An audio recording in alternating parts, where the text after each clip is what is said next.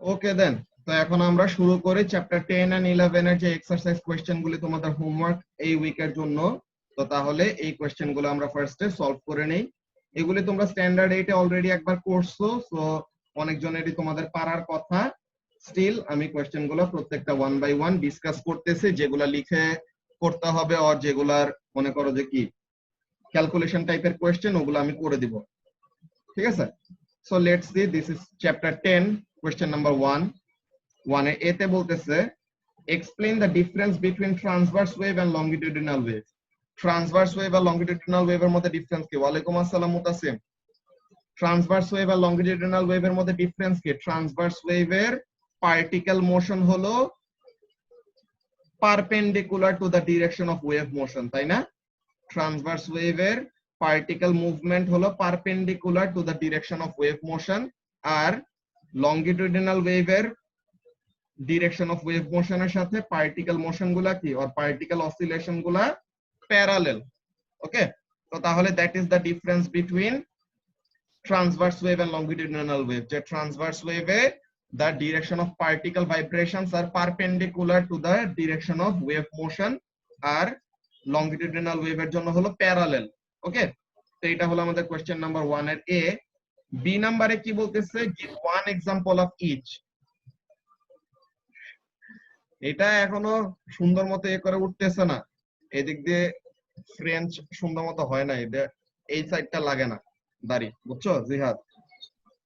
হ্যাঁ ভাই, যা আছে তাই মাশাআল্লাহ অনেক সুন্দর। Thank you. তো এখন এখানের মধ্যে এরপরে কি বলতেছে দেখো, give one example of each। So তাহলে ট্রান্সভার্স ওয়েভের এক্সাম্পল অনেক কিছু দেওয়া যায়, যে light wave, radio wave, microwave, infrared, water waves, অনেক টাইপের এক্সাম্পল আছে। দেন সাউন্ড, দেন লংগিটিউডিনাল ওয়েভের এক্সাম্পল কে? লংগিটিউডিনাল ওয়েভের এক্সাম্পল হলো সাউন্ড ওয়েভ, এরপরে সাইসমিক পি ওয়েভ। তো এরকম আমাদের কয়টা এক্সাম্পলের মধ্যে থেকে আমরা দিতে পারি, এটা আমাদের ডিরেক্টলি নোটস এর মধ্যেই আছে। তো give an example of each, so এটা হয়ে গেল। এখন বলতেছে draw a diagram of a transverse wave, on your diagram mark the wavelength and amplitude of the wave। তো তাহলে আমরা কি করব, এরকম একটা গ্রাফ আঁকবো। গ্রাফটা এঁকে দেই, দেখো we will draw a graph like this. This is for 1c, যে y axis we will plot displacement। okay, y axis we will plot displacement, R x axis we will plot distance। এখন আমরা ওয়েভটা draw করি। So this is our wave. এখন what is the amplitude? Amplitude হলো rest position থেকে maximum displacement. So তাহলে this is the amplitude, এটাকে আমরা অ্যামপ্লিটিউড বলতে পারি। এন্ড একটা ক্রেস্ট থেকে আরেকটা ক্রেস্টের মধ্যে, যে অ্যাডজাসেন্ট দুইটা ক্রেস্টের মধ্যে যেই সেপারেশনটা বা যেই ডিসটেন্সটা, ওটাকে আমরা কি বলবো? One complete wavelength or one wavelength. ঠিক আছে, সো তাহলে এইভাবে করে আমরা ডায়াগ্রামে শো করতে পারি যে ওয়াই অ্যাক্সিস এ হলো আমাদের ডিসপ্লেসমেন্ট আর এক্স অ্যাক্সিস এ হলো ডিসটেন্স। তো এখন maximum displacement from rest position তোমরা ক্রেস্টেও দেখাইতে পারো আর এটাও দেখাইতে পারো একই।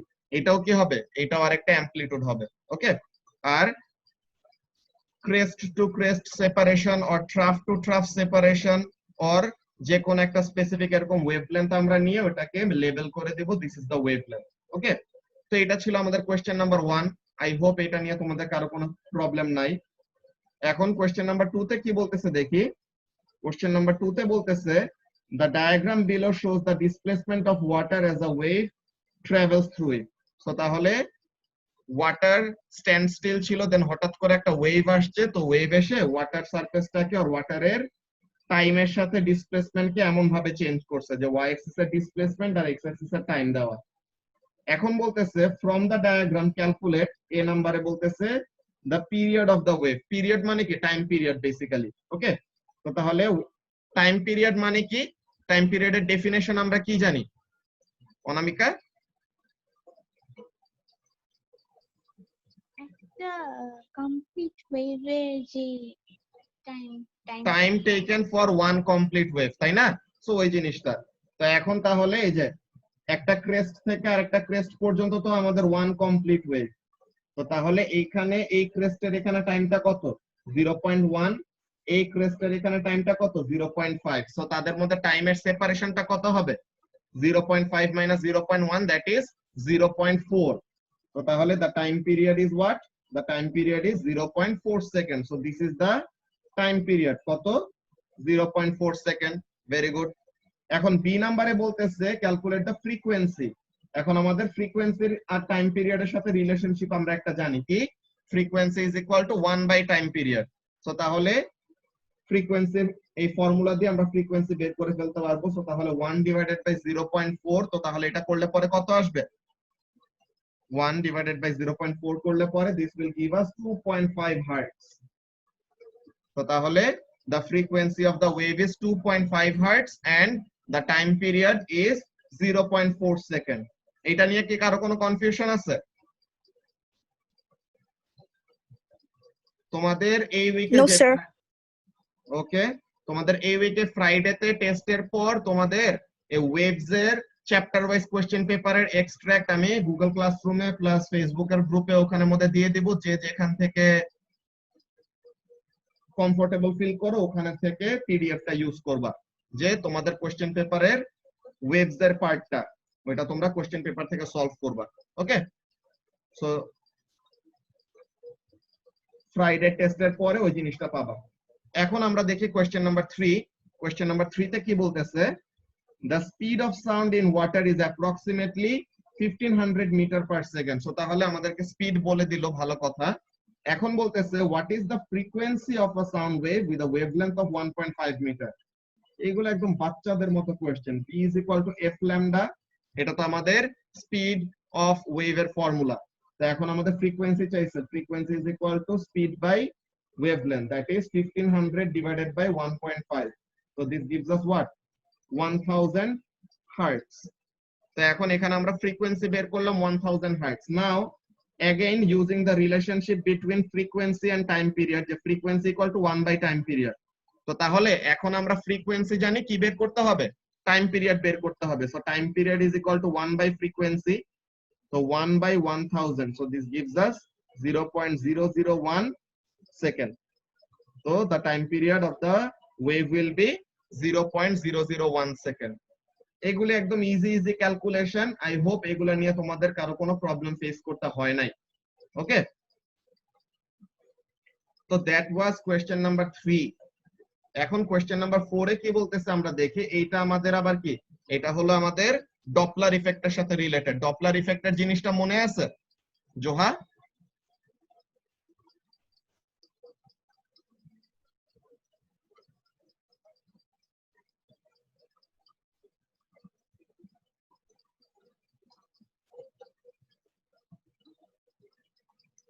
আচ্ছা, সো এখন এখানের মধ্যে একজন বলো তো ডপলার ইফেক্ট জিনিসটা আমরা কি পড়ছিলাম, হোয়াট ইজ ডপলার ইফেক্ট? যে কোনো একজন বলো, সমস্যা নাই।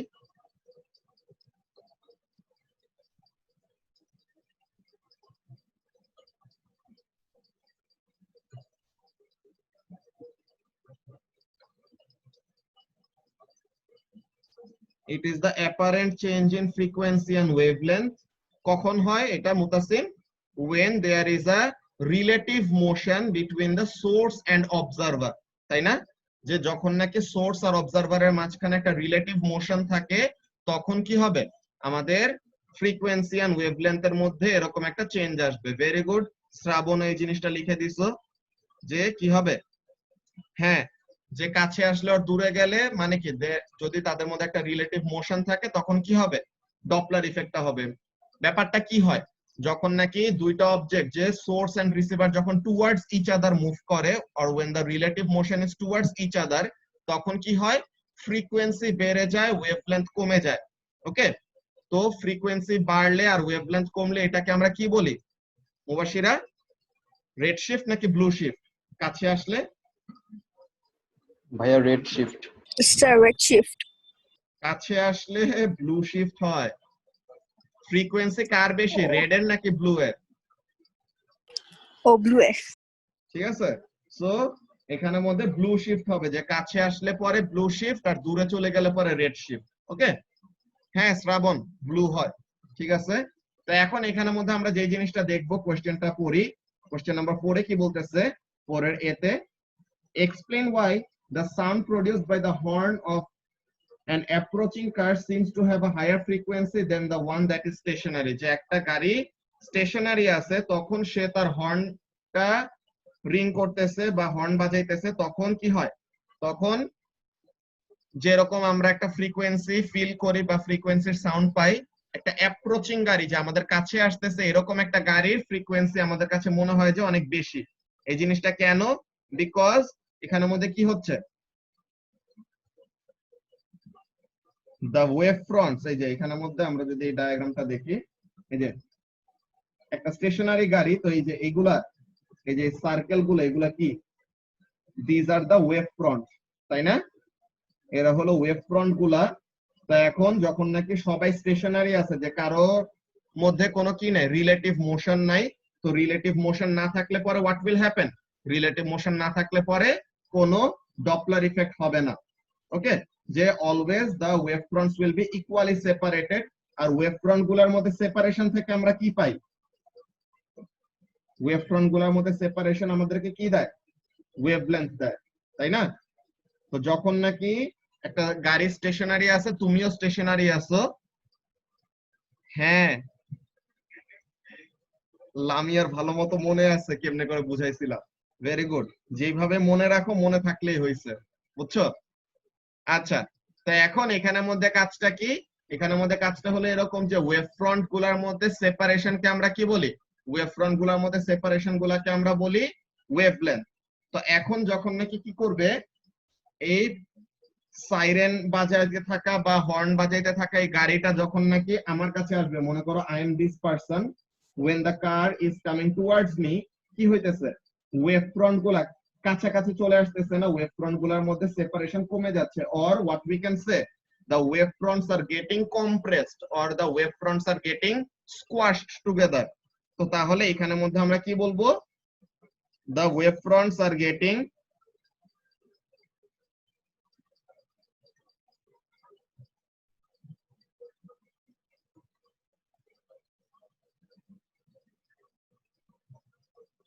closer together as the car approaches। তো তাহলে কি হবে, সো ফ্রিকোয়েন্সি ইনক্রিজেস। ফ্রিকোয়েন্সি ফুল ফর্মটা লিখলাম না, জাস্ট এফ লিখলাম আর কি। ওকে, এফ দিয়ে বুঝাইতেছি ফ্রিকোয়েন্সি, যে ফ্রিকোয়েন্সি কি করতেছে, বাড়তেছে। এটা কি মনে পড়ছে এখন সবার, যে কিভাবে করে আমাদের ডপলার ইফেক্টের থিওরিটা ছিল? এর জন্য ডপলার ইফেক্টটা ফার্স্ট আমি এরকম রিভিউ দিয়ে নিলাম আর বলে রাখলাম যে ডপলার ইফেক্টটা কি, it is the relative motion between the source and the observer. Okay, যখন কাছে আসবে তখন ফ্রিকোয়েন্সি বেড়ে যাবে এন্ড ওয়েভলেন্থ কমে যাবে। কেন এটা হয়? বিকজ যখন কাছে আসে তখন ওয়েভ ফ্রন্ট গুলা স্কোয়াশড টুগেদার হয়ে যায় আর কাছাকাছি চলে আসে, সো ওয়েভ ফ্রন্ট গুলা, হ্যাঁ frequency increases and wavelength decreases, ওইটাই। তো তাহলে এই ব্যাপারটা হয়।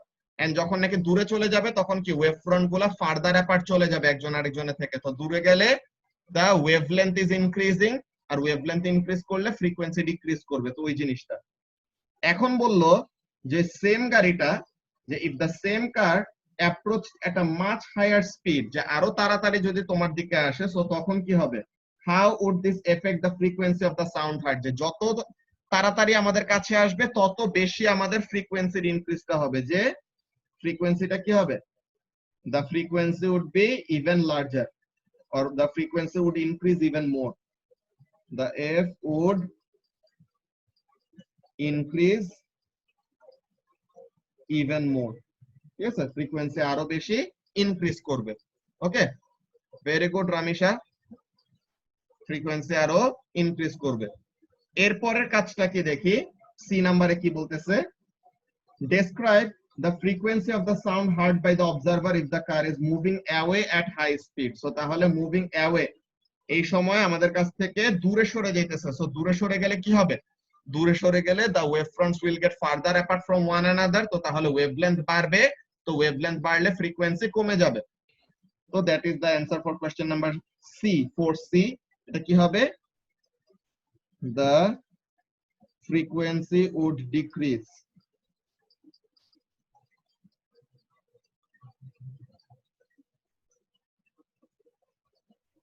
Then when the car is stationary. যে গাড়িটা স্টেশনারি থাকা অবস্থায় যে ফ্রিকোয়েন্সি দিত আর যে ফ্রিকোয়েন্সির সাউন্ড আমরা শুনতে পাইতাম, গাড়িটা যদি আমাদের কাছ থেকে এখন দূরে সরে যায়, ওকে, তখন কি হবে? ফ্রিকোয়েন্সিটা স্টেশনারি থাকা অবস্থায় যে ফ্রিকোয়েন্সি ছিল এর থেকেও কি করবে? কমে যাবে। ওকে, তো এই লাইনটা অ্যাড করতে হবে। অনেকজনই তোমরা কি করছো? অনেকজনই তোমরা জাস্ট এই জিনিসটা লিখছো যে ফ্রিকোয়েন্সি উড ডিক্রিজ। ঠিক আছে, ভালো কথা, ফ্রিকোয়েন্সি কমবে, কিন্তু কার রেসপেক্টে? Frequency would decrease even lower, or the frequency would become even lower than when the car was stationary. যে গাড়িটা স্টেশনারি থাকতে সময় যে ফ্রিকোয়েন্সির সাউন্ড আমরা ফিল করতেছিলাম বা রিসিভ করতেছিলাম তার থেকেও ফ্রিকোয়েন্সিটা কি হবে? কম হবে। ওকে, তো তাহলে এই ব্যাপারটা আলাদা করে সিগনিফাই করে দিতে হবে যে কি, যে ফ্রিকোয়েন্সিটা ডিক্রিজ হবে even lower than when the car was stationary. ওকে, তো এই ব্যাপারটা আমাদের মনে রাখতে হবে আলাদা করে 4 এর সি নাম্বারের জন্য। ঠিক আছে, এরকম টাইপের কোশ্চেন তোমাদের টেস্টের মধ্যে আসবে। সো এই রিজনিংটা সহ যদি তোমরা না দাও, জাস্ট যদি দাও ফ্রিকোয়েন্সি উড ডিক্রিজ, তোমরা হাফ মার্ক পাবা, পুরো মার্কটা পাবা না। ওকে, তো that was about question number 4। Question number 4 নিয়ে কি কারো কোনো কনফিউশন আছে?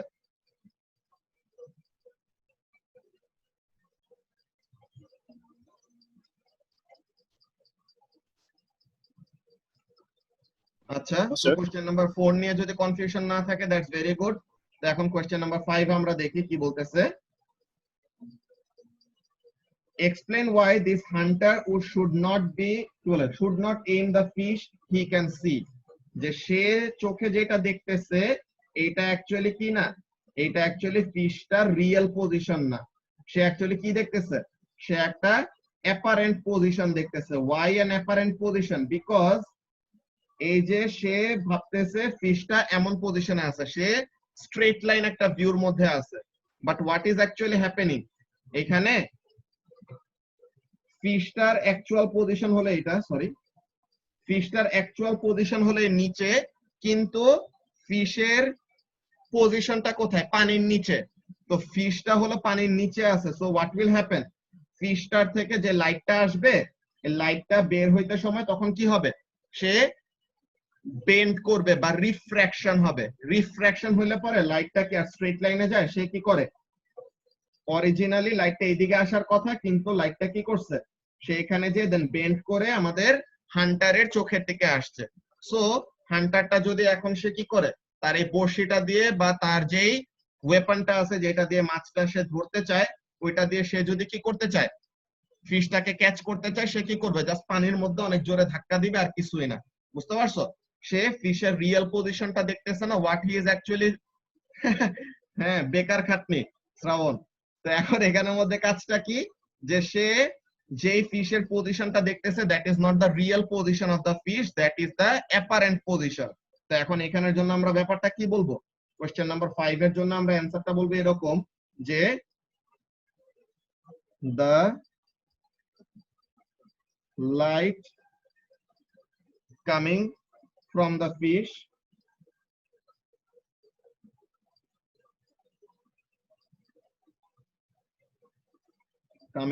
fish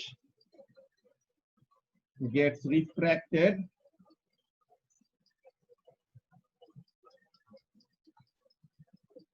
at the air water boundary. যে যখন নাকি ওয়াটার থেকে এয়ারে যাচ্ছে তখন কি হইতেছে? তখন ওয়েভটা রিফ্র্যাক্ট হয়ে যাচ্ছে, যে বেন্ড করে যাচ্ছে। তো তাহলে রিফ্র্যাক্টেড একটা air water boundary. So the hunter is not seeing the real position of the fish,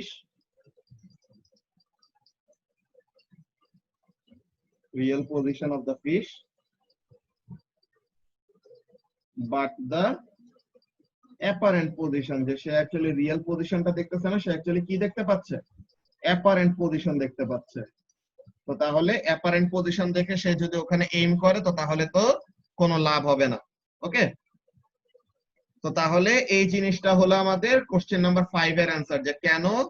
তাহলে তো ভাইয়া যারা ফিশ ধরে ওদের আই অনেক শার্প, তারা এই জিনিসটা ওরা ট্রেন্ড, বুঝছো, তারা এরকম, তারা জানেই যে তারা যেটা পানির নিচে দেখতেছে ওইটা অ্যাকচুয়ালি রিয়েল পজিশন না, সো তাহলে তারা ইচ্ছা করেই রিয়েল, তারা যেটা দেখতেছে ওইটা থেকে একটু সাইডে এইম করে, বুঝতে পারছো? জি ভাইয়া। ওইভাবে করে তারা ধরে। So that is about the checkpoint কি বলে exercise questions of chapter 10। এখন চ্যাপ্টার নাম্বার 11 এর জন্য আমরা দেখি, এই চ্যাপ্টারের কোশ্চেন গুলো আরো ইজি, স্ট্যান্ডার্ড 8 এর ব্যাচের জন্য ওদেরকে সলিউশন করাইছিলাম, ওদের ইমেল অ্যাড্রেস ছিল এটা। আচ্ছা, তো এখন এই কোশ্চেন গুলো একদম পুরো বেবি টাইপের কোশ্চেন। যে কি কি কোশ্চেন আসে এখানের মধ্যে আমাদের কোশ্চেন গুলোর মধ্যে হলো ফার্স্টে question number 1 A, name 4 wave properties that are common to all members of the electromagnetic spectrum। কি কি প্রপার্টি? একটা হলো They they are are all all transverse, ঠিক আছে, they all transfer energy, very good, they all transfer energy, thank you Ramisha, they all travel at the they same all speed travel through at a the vacuum. speed of light in vacuum, যে 3 into 10 to the power 8, বুঝছো সিমরান, তুমি এটা add করে নিলে ভালো হয়, যে they travel at the same speed through vacuum, ব্র্যাকেটে লিখে দিলা কি, ব্র্যাকেটে লিখে দিলা যে 3 into 10 to the power 8 metre per second. Okay, তো তাহলে এটা লিখে দিলে আরো ভালো। দেন আরেকটা কি, they all can be reflected, refracted and diffracted. ডিফ্র্যাকশনটা আমাদের সিলেবাসে বলে নাই, কিন্তু আমি তোমাদের নোটসের মধ্যে আই হোপ লিখে দিছিলাম। ওকে, তো তাহলে এইগুলা হলো 4টা প্রপার্টি যেগুলা কি সব ইলেকট্রোম্যাগনেটিক ওয়েভের আছে। তো এটা তো তোমরা সবাই জানো নাকি? জি ভাইয়া। এরপরে কি বলতেছে, এরপর বলতেছে যে name 3 types of wave that can be used for communication. Radio wave দিয়ে আমাদের কমিউনিকেশন করা যায়, মাইক্রোওয়েভ দিয়ে কমিউনিকেশন Microwave. করা যায়, দেন লাইট ওয়েভ দিয়ে কমিউনিকেশন করা যায়। এই যে আমাকে তোমরা যে দেখতে পাইতেছো, আমি যদি এখানে কোনো সাইন ল্যাঙ্গুয়েজে কথা বলি যে বাই দেই আর এরকম কোন একটা কিছু কনভে করি, অর যারা নাকি স্কাউটে ছিলা তোমরা তো এরকম কয়টা জিনিস জানো, যে তোমাদের কয়টা ফ্ল্যাগ সিম্বল থাকে না, যে ফ্ল্যাগ দিয়ে এক একটা different different type of position show করলে আর জেস্টার শো করলে পরে ডিফারেন্ট কমান্ড বোঝানো হয়। ওকে, দেন যারা নাকি বোবা মানুষ তারা কি করে, তারা এরকম সাইন ল্যাঙ্গুয়েজে কথা বলে, তো তাহলে লাইট ওয়েভ দিয়ে তারা কি করতেছে, অ্যাকচুয়ালি কমিউনিকেশনের কাজটা করতেছে। ওকে, সো তাহলে কমিউনিকেশনের জন্য 3টা ওয়েভ কি কি, radio waves, microwaves and visible light or light wave, যেটাই বলো।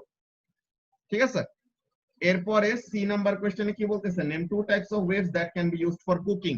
কি কি? Microwave and infrared. মাইক্রোওয়েভ দিয়ে আমরা কুকিং এর কাজ করতে পারি, ইনফ্রারেড দিয়ে আমরা কি করতে পারি, কুকিং এর কাজ করতে পারি। এরপরে name 1 type of wave that is used to treat cancer. Cancer ট্রিটমেন্টের জন্য Gamma. আমাদের কোন ওয়েভ ইউজ করা হয়? Gamma radiation. এটা তো আমরা এখন আবার রেডিও অ্যাক্টিভিটির মধ্যে পড়তেছি, তাই না? গামা রেডিয়েশন আমাদের অ্যাকচুয়ালি ক্যান্সার কজও করায়, কিওরও করায়, ওই ব্যাপারটা আমরা আসবো আর একটু পরে। দেন এখানের মধ্যে ই নাম্বারে কি বলতেছে, name 1 type of wave that might be used to see other peoples in dark. তো অন্ধকারের Infra. মধ্যে এটা দেখার জন্য আমরা কি ইউজ করি, ইনফ্রারেড ইউজ করি। যে ইনফ্রারেড ক্যামেরাতে কি করা যায়, যে কোন একটা ডার্ক রুমের মধ্যেও আমাদের প্রেজেন্সটা দেখা যায়। ইহাবের ক্যামেরাগুলিতে দেখছো না তোমরা, যে কোনো লাইট জ্বালানো নাই বাট স্টিল ইনফ্রারেড রেডিয়েশন মানুষের গায়ে থেকে আসে, তো এই জিনিসটা কি করা যায়, ক্যামেরার মধ্যে ধরা পড়ে এরকম। দেন রেডারে ইউজ করা হয় এমন কোন ওয়েভ আছে আমাদের, মাইক্রোওয়েভ। রেডিও ওয়েভ ইউজ করে বাট এখানের জন্য আমাদের মাইক্রোওয়েভটা বলা সেফ। ওকে, এখানে হলো মাইক্রোওয়েভ, এটা হলো ইনফ্রারেড, এটা হলো gamma, sorry. Then 2 types of wave for cooking, infrared আর মাইক্রোওয়েভ। কমিউনিকেশনের জন্য light wave, radio wave, microwave. এখন কোশ্চেন নাম্বার 2 তে বলতেছে এক্সপ্লেন ওয়াই, এ নাম্বারে microwave ovens cook food much more quickly than normal ovens. এই ব্যাপারটা তোমাদের লেকচার ভিডিওর মধ্যে কিন্তু আমি এক্সপ্লেন করছিলাম যে মাইক্রোওয়েভ কিসের অ্যাডভান্টেজ নেয়। ওয়াটার যে একটা পোলার মলিকিউল, এইটার অ্যাডভান্টেজ নেয়। কি হয়, ওয়াটার যেহেতু একটা পোলার মলিকিউল, তো তাহলে ইলেকট্রোম্যাগনেটিক ওয়েভ তার ভিতর দিয়ে গেলে পরে সে কি করবে, সে ওই ইলেকট্রিক ফিল্ড আর ম্যাগনেটিক ফিল্ডের রেসপন্সে তার পজিশনটাকে চেঞ্জ করবে। সো হোয়াট হ্যাপেন্স, মাইক্রোওয়েভ খাবারের ভিতরে যে ওয়াটার মলিকিউলস গুলি থাকে ওগুলাকে এরকম মুভ করে বা একটার এগেইনস্ট আরেকটাকে এরকম ফ্রিকশন করায়। What can it do, it can cook up food from the inside. ঠিক আছে, সে ভিতর থেকে ওরকম খাবারটাকে গরম করতে পারে, আর এই জিনিসটা কি হয়, এর জন্য তাড়াতাড়ি হয়।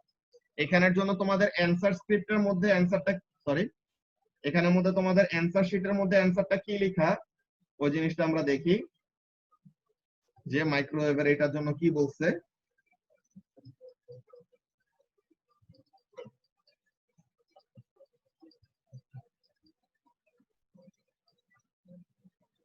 এই যে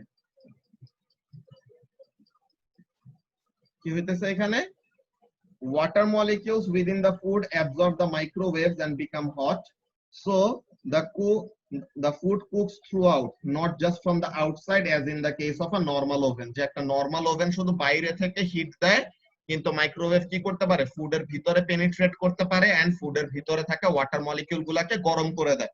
সো তাহলে that's how microwave oven can cook faster and better than normal oven। এরপরে কোশ্চেনে কি বলতেছে 2 এর বি তে আমরা দেখি, question number 2 B.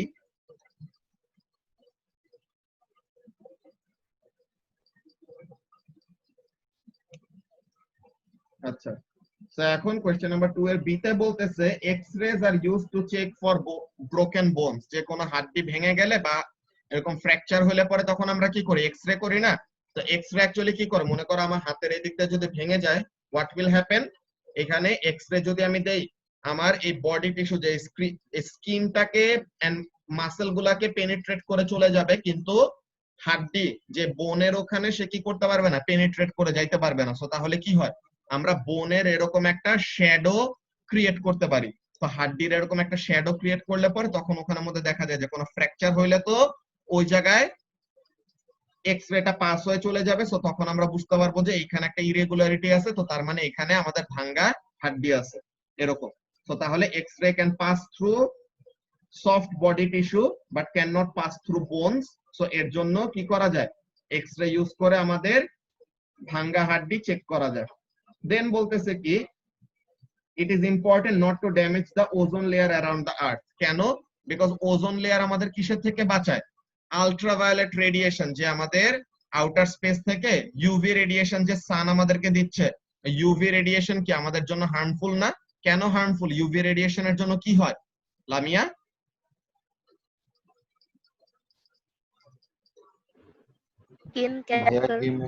Skin cancer হইতে পারে, দেন ব্লাইন্ডনেস কজ করাইতে পারে। তো এগুলা তো আমাদের ভালো জিনিস না। সো তাহলে ওজোন লেয়ার কি করে, ওজোন লেয়ার আমাদেরকে এই আলট্রাভায়োলেট রেডিয়েশন আর্থের সারফেসে আসা থেকে আটকায়। কিন্তু যদি ওজোন লেয়ারটা ডিস্ট্রয় হয়ে যায় বা ফুটা হয়ে যায়, তো তখন কি করব, ওখান দিয়ে ইউভি রেডিয়েশন আসবে and more people will be getting cancer, যে skin cancer or become blind. এরপর বলতেছে কি, food stays fresher for longer after it has been exposed to gamma radiation।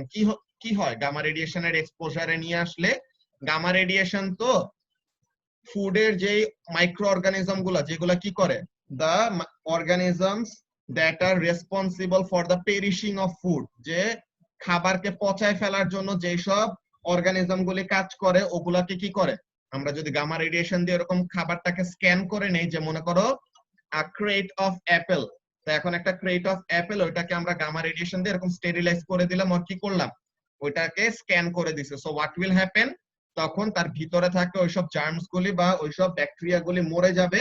তো যারা অ্যাকচুয়ালি খাবারটাকে পচাইতো তারাই তো প্রেজেন্ট নাই। সো তাহলে এটা কি করতে পারবে, বেশি দিন ধরে ফ্রেশ থাকতে পারবে। তো এইখানের মধ্যে দেখো অ্যান্সার গুলাতে কি বলছে, এই যে একটা কি, X-rays pass easily through soft body tissue but cannot travel through bones. Therefore, bones leave shadows on X-ray photographs which show the shape of the bone, and therefore can show if the bone have been broken. এরপরে the earth's ozone layer absorbs large quantities of sun's UV radiation. If this layer is damaged, more UV light will reach the earth's surface. UV light is harmful to human eyes and can cause skin cancer. So তাহলে এর জন্য destroying the ozone layer of the earth is not a good idea. এরপরে D নম্বরে exposure to gamma radiation kills the microorganisms in the food, so delays their decay. যে এত তাড়াতাড়ি পচবে না, আস্তে আস্তে করে পচবে এরকম। দেন সি না 3 নাম্বার কোশ্চেনে বলতেছে কি এ নম্বরে explain one way in which you could prevent overexposure by the following wave. যে এক্স-রে থেকে বাঁচার জন্য বা এক্স-রে ওভার এক্সপোজার থেকে বাঁচার জন্য what we can do, আমরা প্রোটেক্টিভ ক্লোদিং পরতে পারি অর লেড স্ক্রিনের পিছে যে দাঁড়াইতে পারি, তাহলে যেন কি না হয় আমরা এক্স-রে এর বেশি এক্সপোজারে না চলে আসি। ওকে, আর আলট্রাভায়োলেট ওয়েভের থেকে বাঁচার জন্য আমরা কি করি, সানস্ক্রিন ইউজ করব আর স্কিন ক্রিম ইউজ করব এন্ড গগলস ইউজ করব, তাহলে যেন আমাদের কি না হয় এটার ওভার এক্সপোজারে আমরা না আসি। এইটা নিয়ে আমাদেরকে দেখি 3 নাম্বারের অ্যানসারে কি বলছে। এই যে এক্স-রে থেকে বাঁচার জন্য wear lead lined clothes, lead দিয়ে বানানো এরকম clothing or stand behind lead screen. আর এর জন্য কি বলে ইউভি থেকে বাঁচার জন্য জামা কাপড় পরে থাকতে হবে, ওরকম ন্যাংটা হয়ে ঘুরলে পরে হবে না। ওকে, আর আরেকটা হলো ইউজ সানব্লক, যে like use sunscreen or goggles. And finally question number 4. Question number 4 এ কি বলতেছে, copy and complete the table for 4 more different groups within the electromagnetic spectrum. তো এখন এখানে এক্স-রে ওরা এটা অলরেডি ফিল আপ করে দিয়েছে যে এক্স-রে এর পসিবল হার্ম হলো ক্যান্সার কজ করে, এন্ড এটা থেকে বাঁচার জন্য আমরা লেড স্ক্রিনিং করতে পারি। দেন বাকি ওয়েভ গুলার জন্য আমরা এরকম ওয়েভের নাম দিব, পসিবল হার্মফুল ইফেক্ট এন্ড ওটার প্রিকশন, যে কিভাবে এটাকে প্রিভেন্ট করা যায়। তো মাইক্রোওয়েভ কি করতে পারে, ব্রেন ড্যামেজ করতে পারে, তো এর জন্য আমরা ফোন কম ইউজ করব। ইনফ্রারেড স্কিন বার্ন করতে পারে, তো তাহলে এক্সপোজার আমরা অ্যাভয়েড করব, যে বেশি ইনফ্রারেডের এক্সপোজারে আসবো না, গরম জিনিসের ওরকম কাছে যাব না যেন না পুড়ে যায়। ইউভি কি করতে পারে, স্কিন ক্যান্সার কজ করাতে পারে, তো এর জন্য স্কিন ক্রিম ইউজ করব আর সানস্ক্রিন ইউজ করব, যেটা বললাম একটু আগেই। দেন গামা রেডিয়েশনের জন্য ক্যান্সার হইতে পারে, এটার জন্য কি করতে পারি আমরা লেড স্ক্রিনিং ইউজ করতে পারি। আমরা তো রেডিও অ্যাক্টিভিটিতে অলরেডি পড়ছি এখন যে alpha particle can be stopped by thin piece of paper, beta radiation can be stopped by a thin layer of aluminium foil, আর গামা রেডিয়েশন কে ইফেক্টিভলি থামানোর জন্য কি করতে হবে, a thick block of lead. ঠিক আছে, ব্লক অফ লেড দিয়ে বা অনেক ডেন্স ম্যাটেরিয়াল দিয়ে আমরা কি করতে পারি, গামা রেডিয়েশনের এনার্জিটাকে অনেকটুকু কমাইতে পারি। তো এটার অ্যানসার গুলো তারা কি কি বলছে,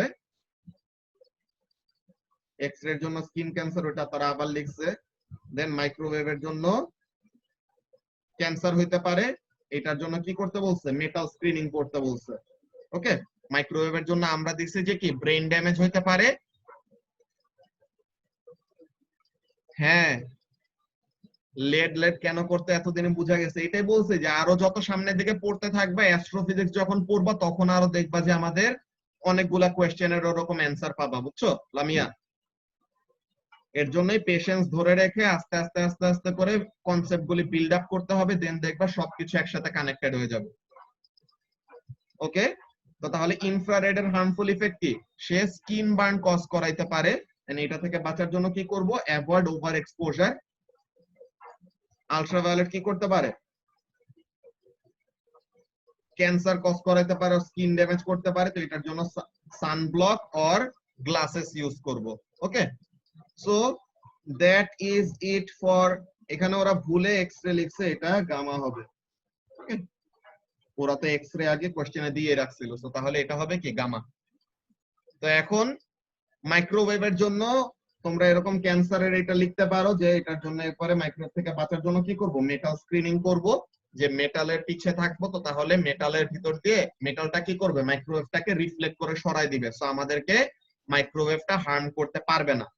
বুঝতে পারছো? সো তাহলে these are the answers of the homework যে তোমাদের যে দুইটা চ্যাপ্টারের হোমওয়ার্ক ছিল চ্যাপ্টার 10 এন্ড 11, তো এগুলার এক্সারসাইজ কোশ্চেন গুলি অ্যানসার আমরা ডিসকাস করে নিলাম। এন্ড যেটা বললাম যে ফ্রাইডের টেস্টের পরে তোমাদের গ্রুপের মধ্যে ওই ওয়েভস এর কোশ্চেন পেপারের কোশ্চেন গুলি দিয়ে দেওয়া হবে।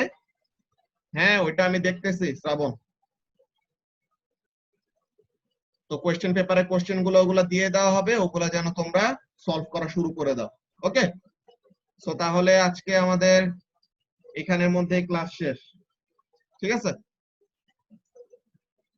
আল্লাহ হাফেজ। বাই স্যার, আসসালামু আলাইকুম। বাই।